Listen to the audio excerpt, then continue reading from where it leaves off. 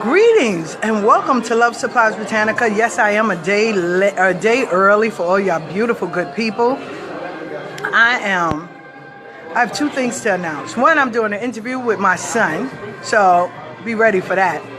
Two is I'm going to make a public service announcement because my emails are packed, right? And I love you all. I love you all. I love you all. Thank you for the love. But my emails is packed. So I asked a question earlier.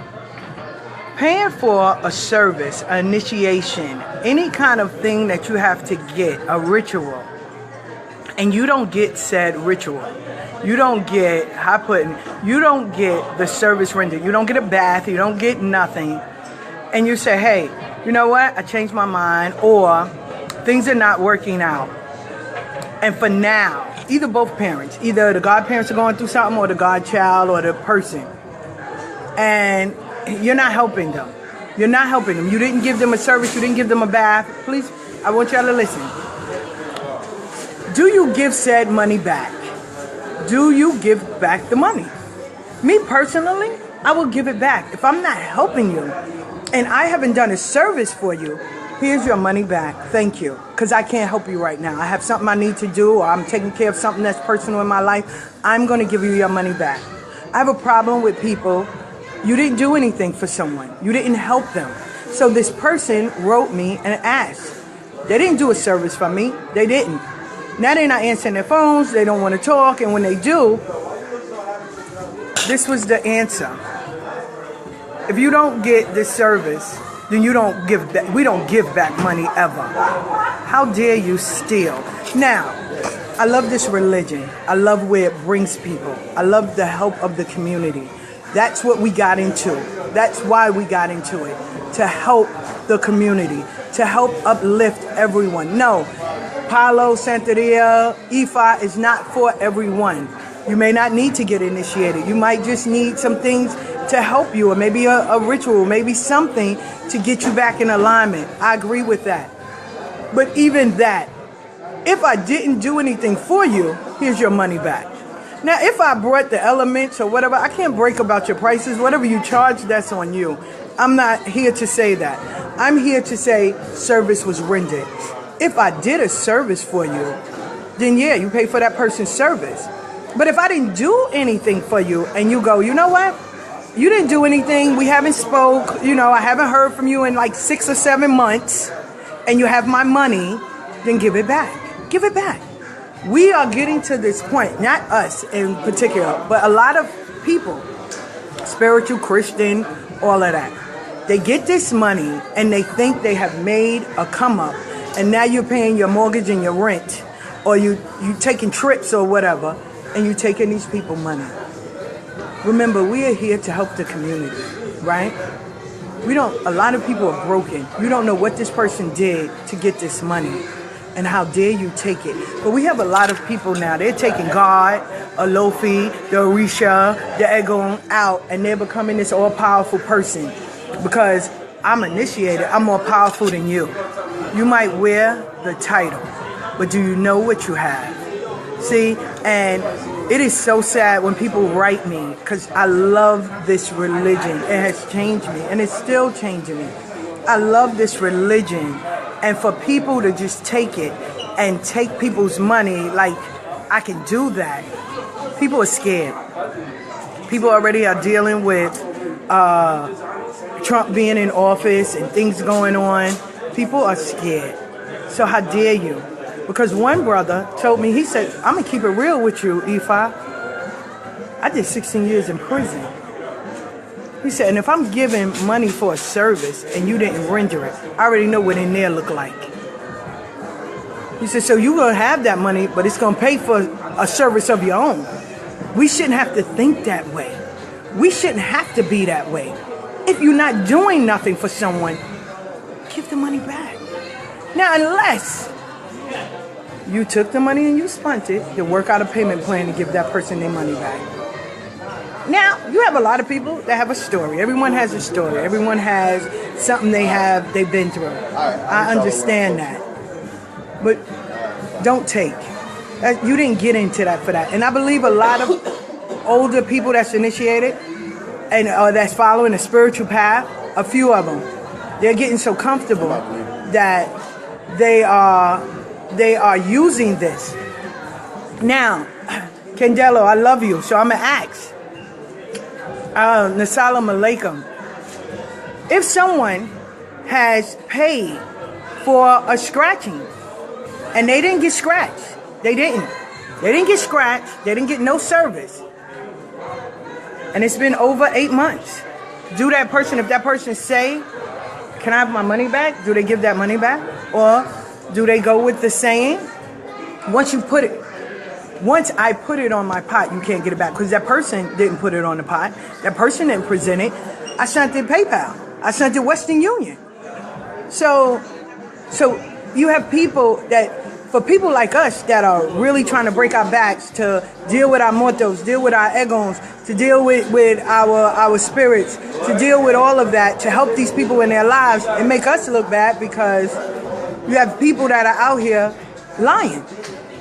So, and I had to just say that because my email is stacked with a lot of questions of people saying, I paid for this and now they saying they can't help me.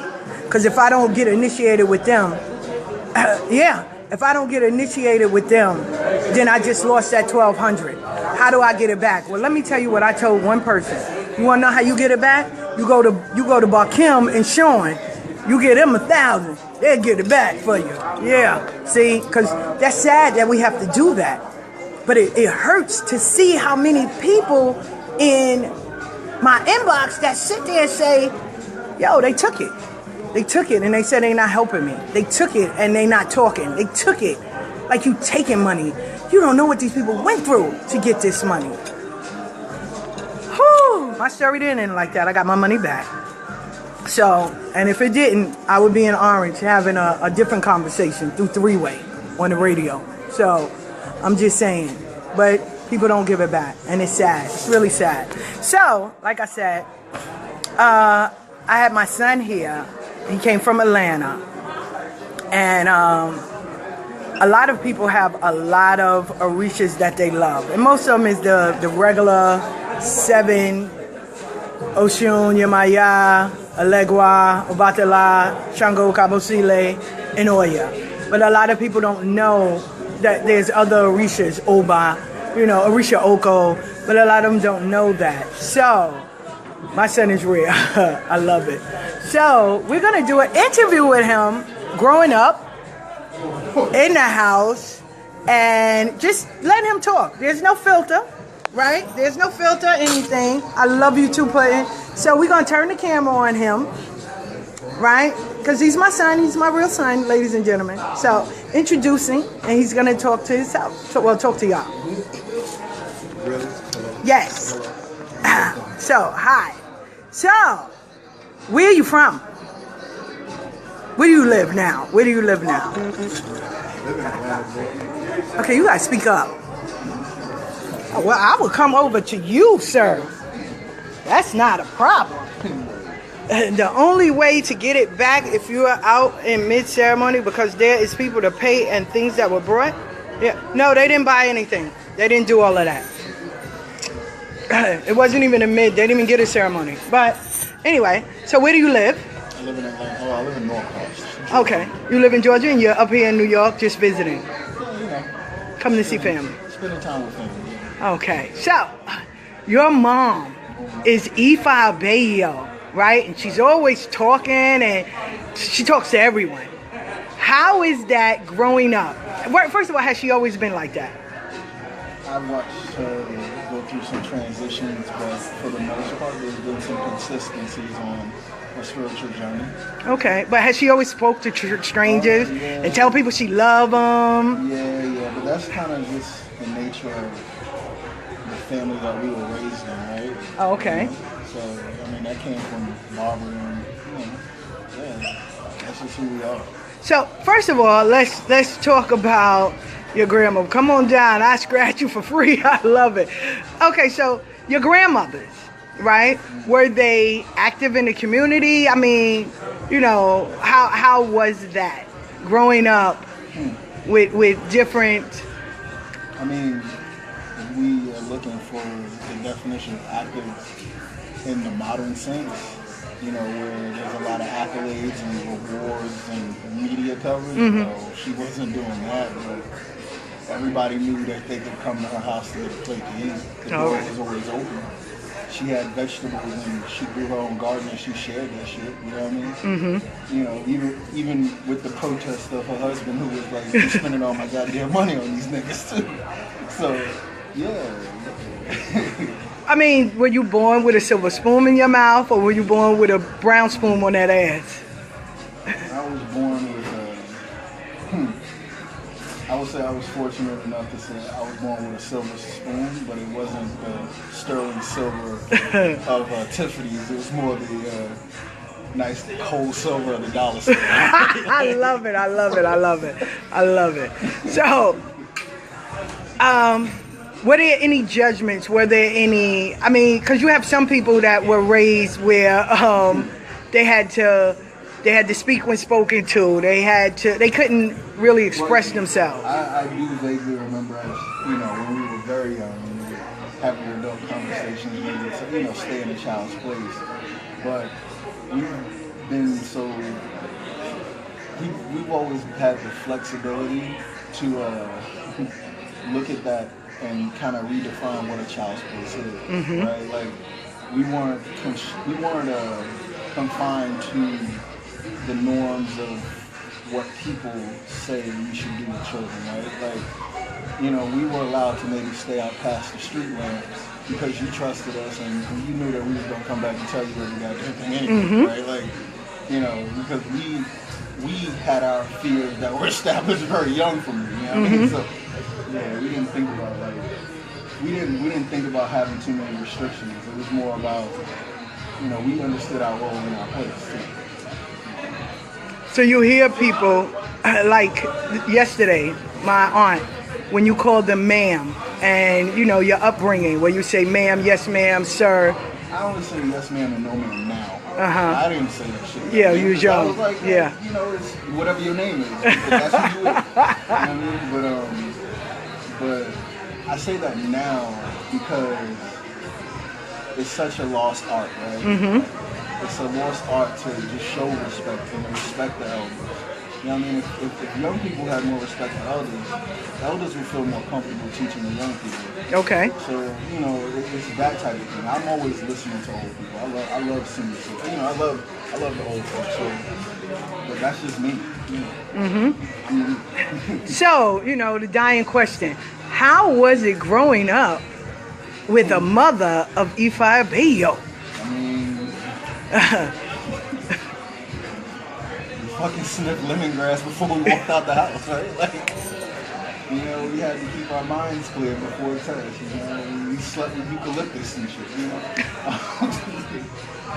we hugged trees. We were drinking echinacea tea before that shit became popular. You see what I'm saying? Like, valerian root was just second nature. We knew those things. But it was weird as hell because you also made us go to church. Yeah. And we had to study that stuff. We had to learn that stuff, you know? And I guess that's why, for me personally, it became an appreciation. Like, for me, religion isn't about me following somebody's laws. For me, religion is, I'm going to go and experience what cannot be explained. So when I go stick my hands in the sand and experience how sand and water separate, that is me experiencing my religion, the nature of things, going up in the mountains and standing higher than the clouds. That, you know, so that broad spectrum was because my mother is who she is. You know? Now you have a lot of people that were raised with strict rules and strict that. Do you feel like that was something that you might have needed? I mean, I guess boundaries could have been good at one time, but I always tell my coworkers, you know, like I hear them talk about the restrictions in their house, and I'm like, you know, the Creator gave me the mother that I needed because I'd have had to fight a mother who tried to put me on restriction. Like that wouldn't work for me because I don't need boundaries. I don't need restrictions. I know how far to go. But what I need is the flexibility to be able to think that far, to be able to feel comfortable with, let me see how far my mind can really go. Let me experience the universe, right? Like, so yeah, restrictions wouldn't work for me. I'd have had to like do some Dustin Rhodes elbow drop shit, like, you know what I mean? So you have a grandfather that is a drummer. Does that play a part of appreciating music and? I mean, I guess, I don't know. I love music. I love weed too, so. He smoked weed too. He smoked the reefer. I mean, growing up, you had a house where your grandfather was a Moor. Then he was a drummer, so he loved music. Your grandmother was, yeah. Yeah, but all of that stuff just allows me to understand and appreciate the complexion of it. You know what I mean? To not walk into a room full of people who may not look like me and feel uncomfortable because I acknowledge that my skin tone and it actually makes me in a way more valuable than, because they put a price tag on black people, they never put a price tag on white folks. Think about that. You know what I mean? So, yeah, I understand those powers, man. You see what I'm saying? So, like even last night when we went to the funeral to have, that was my uncle, to see him live to be 100 and all of the things that he lived through from 1916 he was born. That was to think about that, to think about being able to witness the transitions of time and then to place that or juxtapose that with today where we get to look at the situations of our day. We got this crazy guy in freaking office, you know what I mean? Like he's gonna run this country to hell. But if we're ill-informed or if we only believe that which we see on TV, we're never gonna, get outside the box. But he got to experience it. And if you listen to his story, you listen to, as times transitioned, he increased his knowledge or his ability to help in different ways. So he went from being, at Columbia to going to create, in his older age, senior citizen home, nonprofit. Like, so he followed the times. So that's amazing. That was an amazing story to hear yesterday, So, yeah. Okay, so your mother is this spiritual lady. Yeah, because the interview is with you, but you being the son. And how did you understand, or are you still learning about the path that she walks, like the Lukumi side or the Ifa side, or? I'm still learning, man. As the questions arise, I ask. Like, I don't have a shame, or for me, it's easier for me to find something concrete to do my research on. I'd rather do the research for myself. So if there's a question, I know how to go and find it, right? Having my mother, again, it makes it easier for me to not have to be boxed into a concept. You know what I mean? And then to see that there are more people embracing what our ancestors actually did, enjoying how they did practice spirituality. It's like, all right, here, that's a constant reminder. It's an ever-present way of embracing the blackness in you. So, but even when, like last night when we was in the church, the preacher preached, right? She did her thing. She was very, very on point. For me personally, I think because we have ancestors that were raised in the church, we still have to embrace that to give them respect. So that's why I said, let me change my stance of, not disrespecting my ancestors that were Christian, that followed that belief, that part. But how do you feel? I mean, should we not embrace that part, or? If you only look at Christianity as that place or that religion that was beat into us as slaves, then you miss a whole essence and a whole point of history for the religion for black people, right? Okay. While we have, yes, it was beat into us, right? But just like we take chitlins and make it into a delicacy, Christianity came that for us. it catapulted us into the civil rights movement. It inspired us to want to go out there and fight and stand up and say that no justice, no peace, no, you know what I mean, in a non-violent way. So if you only look at it, you only look at half the story. So you have to actually look at things, and this is why I'm such a strong advocate for history and understanding where history is in the places and how it affects us today, right? Like, you have to look at things and say, all right, yes, I know this ugly part of this religion. There's this ugliness to it, but there's also this beauty. My grandparents, you know, were singing "Ain't Nobody Gonna Keep Us Down" because they had that Jesus element to pray to be strengthened by. So I respect that. That's why I always tell people I'm a everything. Like, I don't just accept one religion as far as when it comes to where a message can come from. Okay. You know what I mean? Like, a message for me can come from that lady preached last night. She said some very inspirational things, but she said them in historical relevance and it made sense.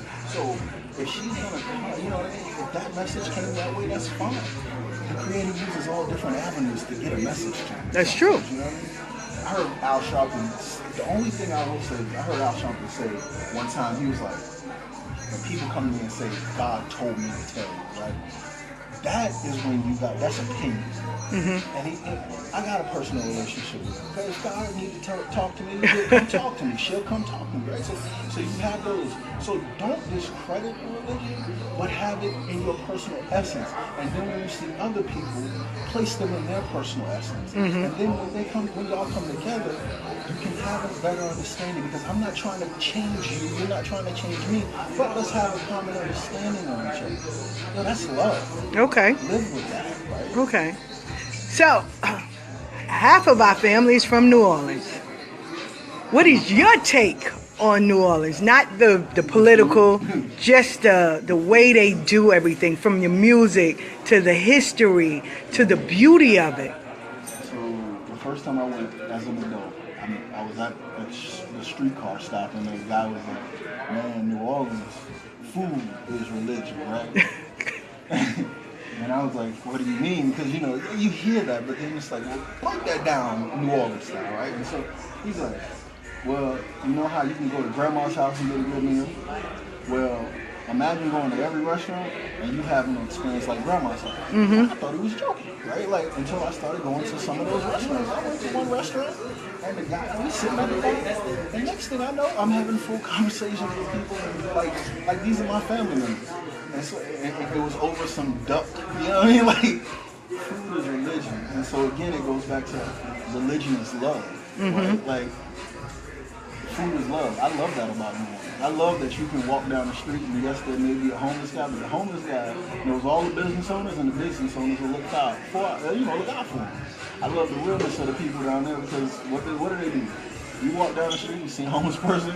That homeless person may have a sign that says, I don't want no goddamn food. I want some weed and a drink. Buy me that. You know what I mean? Like, lost everything in a divorce. You know? I love it. I love it. Yeah, but that city is an amazing city, and it's underrated. It's undervalued. But in time, black folks will get back down there and take it. So when you went to A Mint, how did you feel?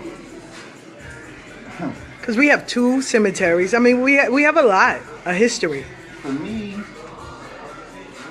that's the place of our beginning, right?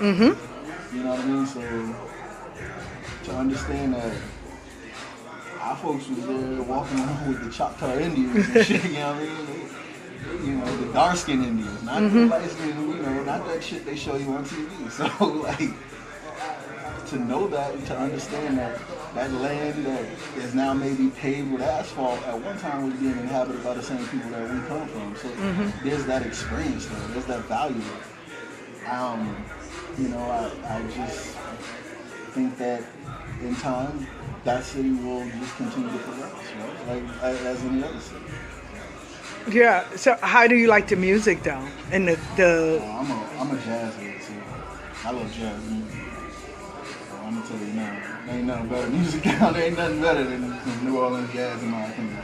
You know, I just love the culture there. Like I said, I love the people there, but I couldn't live there because There's still a lot of corruption. There's still a lot of problems. And it's like, hell, if I'm going to leave Atlanta to go to New Orleans, I better have a good damn reason. And it better be It's beautiful to visit. Beautiful to visit. Right. But we still have family there. We have cousins and aunts and uncles and... I look forward to the day I get down there for Thanksgiving. Yeah. So you have that.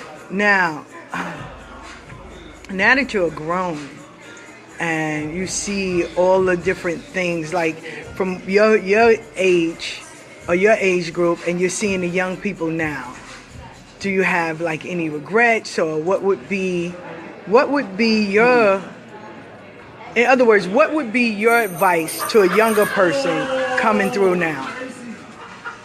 Just do you, man. Don't do it for nobody but you, you know what I mean? But do it strategically, do it critical thinking, do it cerebrally, you know what I mean? You know, Obama's one of my off-the-wall mentors, right? Because he was intellectual. So for me, it's all about the mind. Control your mind. Learn to control your mind. Because everywhere else is already trying to fuck you in mind control, right? So, like, you need to learn how to control your shit for yourself. You know what I mean? How to be present in the moment. I practice mindfulness for a reason. That is something I practice every day. It's meditation. It's a way of life for me. So, yeah, be mindful, be present, appreciate everything that life has to offer, good, bad, and ugly.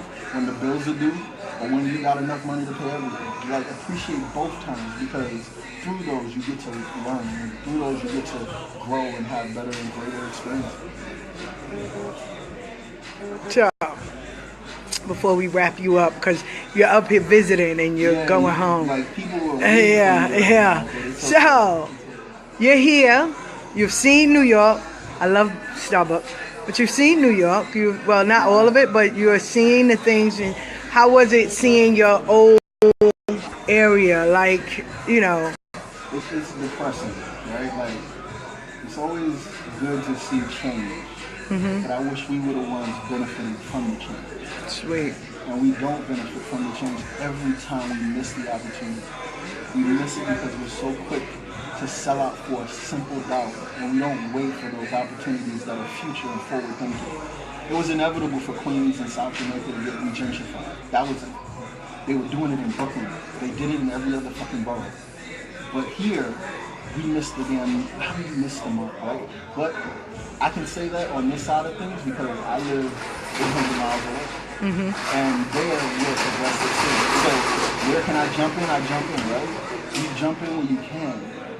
But we want this sometimes so quickly and we miss it. And it was kind of depressing to see that while it was a beautiful thing, like today I got to see a Black-owned business who has in the area invested in the area in a black-owned business. It's her business, you know what I mean? That was beautiful to see that. So it was like, all right, there's still hope, right?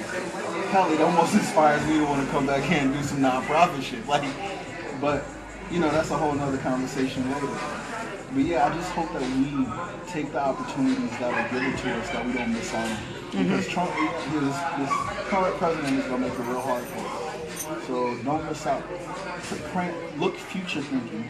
Think about those things that are going to be around a while, or the things that are changing and how they continue to change. You can see it. You can tell. The minute they bring a Starbucks in, they're probably going to change the area. Pandera's coming. They bring a Panera, it's too late. Like, you know what I mean? Like, that's how you got to. So I remember one story when we went to New Orleans, right? We saw the girl from The Princess and the Frog. Well, you and your friends. How was that? Because it was a conversation that the young lady had with her saying, you know, you don't understand, you really, you know, that, and you have a daughter. I have a granddaughter. So explain that. Tell us that. I think y'all was at Coops. Yeah, we were at Coops, and you know we ran into Nika Monroe. you know, we were standing in line to go into the same restaurant, like, right? Like, so to see that, you know, she's a celebrity. She couldn't get in the damn restaurant either. You know, like, hey, we normal people around here, right? And I love that about New Orleans. Everybody's kind of normal. Yeah. We've seen Ifa Abeyo. Yeah. You know what I mean? Like, it's normal people, right? So, but at this particular moment, a friend of mine, she was like, you know, just to watch you and how, you know, through those transitions, through those different roles, and to see how you progress and grown as an actress, it was inspiring to her, and it really, you know, and to see it done through a black woman, right? Like, and I think that was the part that really stood out to people. Like, you know, to hear it on a normal level, to hear it from somebody who you put in this level, this, you know, on this stage, and then for her to be like, but you inspire me, because it's people like you that watch my stuff, and then I hear stories like that, and those stories inspire me to want to go and do more stuff, and that was humbling for her. Like, you know, she looked and she started crying, right? Like, and that was good to know that, all right, my daughter can look up to somebody like her, and I'm comfortable with her looking up to her because she was a humble person. You know, she's a being. And she's a spiritual being, probably having a human experience and enjoying it. Yeah, because she was with her mom. She was with her family, you know, she was with her family. It was really cool. And then you became super dad because you took a picture with the Princess and the Frog Lady. I'm super dad because I'm awesome. That's right. You are. You are. You are. You are. You are. Hey, cuz. Corey's on there. So, What up, man? and you went to see the Brooklyn Bridge yesterday. Yeah, I did do that. I have to go now. I wasn't even thinking about going, and I've been up here for a year, going on 2. Man, we miss out on that type of stuff. I'm going now because I mean, not all. I want to put the lock. I don't want to generalize people. It's $100 fine if you get caught, by the way. For real? Yeah, it's just big sign. For real? Don't do that. Wow. But we miss out on, like, you know, I love to be in nature. I love to go and hike through the mountains and shit like that. We miss out on those things. You know, there's so much of that, especially in this country. We're so quick to go to the beaches and stuff, right? But there's other shit that we can enjoy. The Brooklyn Bridge is not a natural wonder, but the way it's been placed, and when you walk from Brooklyn into Manhattan, man, it's like a screensaver shot. You know, you can get a beautiful piece of still moment there. And so that's a great thing. The same way going back the other way, it's a beautiful shot. And it's great to just walk across there and see people who are just like this appreciation for the city that y'all live in. Y'all live here. I don't live here, but I appreciate it. I'm appreciating it more today than I did when I was a kid. I can tell you that much. You know, so, I used to hate coming back here after a while.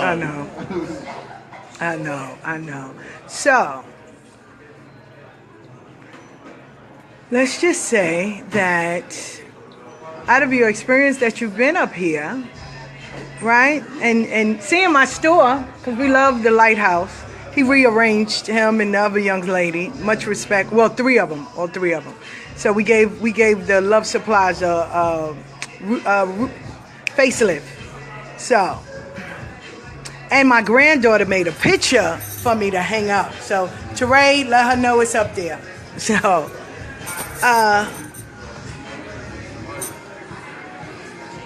the one thing you can say to people about your mom.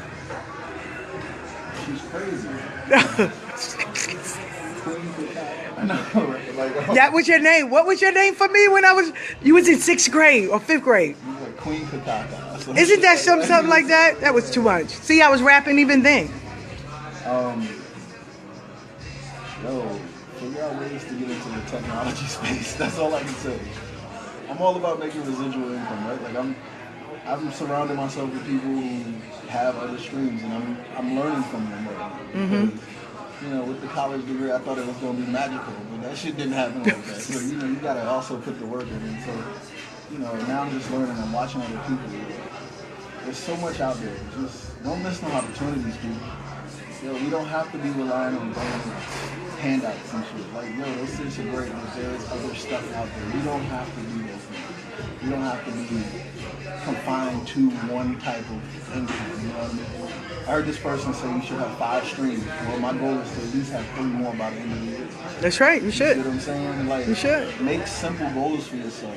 even if it's just, yo, when people, this is a whole nother subject, right? But when people have these lofty goals of wanting to lose weight, right? For me, I'm a big guy. As you can see, I've been big all my life, right? When I started my weight loss journey, when I was 600 pounds, and I wanted to lose 300 pounds quick, I had to remind myself every time that it didn't happen overnight for me to get that big, right? So it ain't gonna happen overnight for me to lose the weight. The same thing with debt, with anything. You didn't get in debt overnight. You didn't get into a bad relationship overnight. That shit transpired over time, right? So allow time to do it in the reverse. Put the effort in to make it happen in the reverse. You want to lose weight? In time, if you took 32 years to get big, it's going to take you at least 5 to 10 to get not big. I love y'all. Right? Can one of y'all please let me borrow $11? Please, I give it right back to you. Like, as soon as I get We back. love her poor. My son-in-law had got his teeth pulled. I got you.